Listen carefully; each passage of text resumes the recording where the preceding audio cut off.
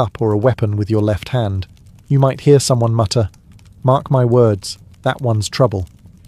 Church art didn't do you any favours either. In religious paintings, Christ was often shown blessing with his right hand, while devils, sinners, and the damned were depicted using their left.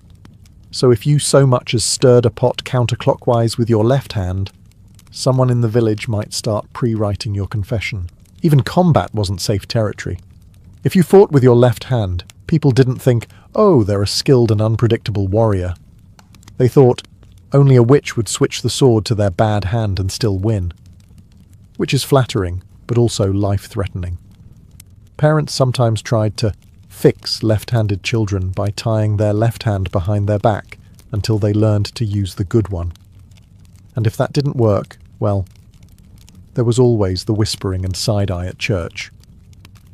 Today, talking to yourself just means you're either working through a problem, practicing a conversation, or realizing too late that people can hear you through your earbuds.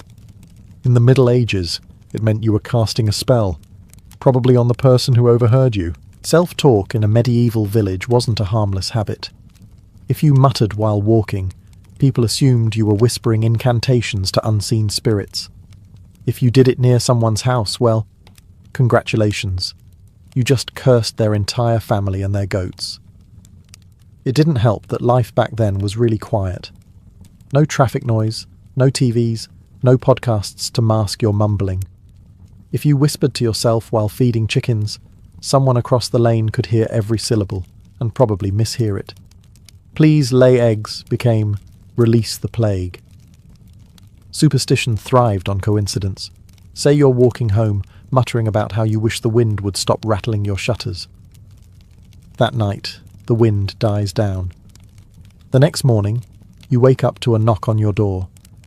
It's the local priest, here to ask why you're controlling the weather without permission. Even prayer could backfire. Whispering a personal prayer outside of church? Dangerous. Unless it was supervised Latin in front of a priest, your words were assumed to be suspicious.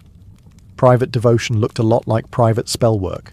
Talking to animals was even worse. Sure, you might just be telling your cow she's a good girl, but to the average medieval gossip, you were commanding your demonic familiar to do your bidding. And cats? Don't even get me started. You could be discussing dinner plans and someone would insist you were instructing your feline to hex the miller's wife. People didn't need much to confirm their suspicions.